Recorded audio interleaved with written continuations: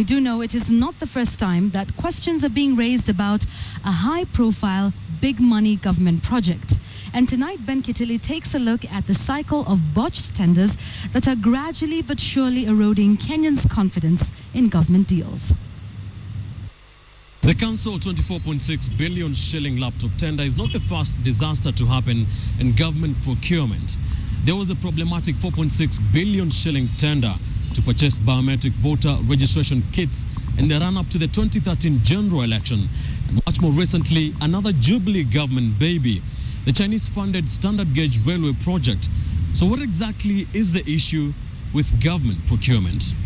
The project to procure a total of 1.2 million laptops for standard 1 pupils in public schools is one of the highlights of the Jubilee government's election promises. However, the much criticized project has now been put on the back burner, and the reason is questions raised over the tendering process, which saw Indian company Olive Telecommunications get the contract.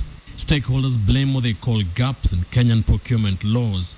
There are areas that the law is not very clear. There are areas that the regulations has gaps. And that's what we need to address so that we're not caught up in this process again. Olive Telecommunications had beaten 2 other shortlisted companies, HP and Hire, to the lucrative tender, only for the Public Procurement Administrative Review Board to nullify it, citing the Indian company's inability to supply the gadgets. The procurement committee now has to re-tender within 45 days. Much blame is being directed at Education Secretary Jacob Kaimenyi.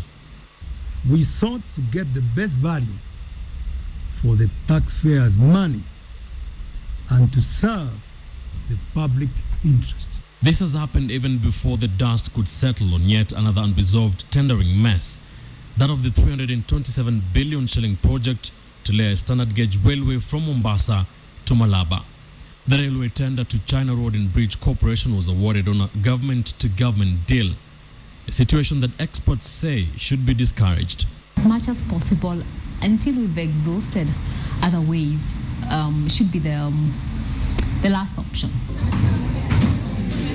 Yet another big money tender that was awarded on a government-to-government basis was the one that saw the purchase of biometric voter registration equipment used in the last election. The BVR kits were purchased from a French company through the Canadian government. This was after an initial tender worth 4.6 billion shillings was cancelled following a protracted round. This, however, came at a cost for the taxpayer, as the second deal eventually cost 7.2 billion Kenya shillings. So what is the solution to this government tendering madness? Apart from capacity building, if we know there are certain areas that or ministries that have not done this well, we need to be careful. And if people need to face the law, they need to face the law when they do the wrong thing. The laptops deal now is set to go to either HP or Hire. And as standard 1 pupils continue to wait for the gadgets, Kenyans will be hoping to get value for their money, despite the government's messy tendering processes. Ben Kitilli, KTN.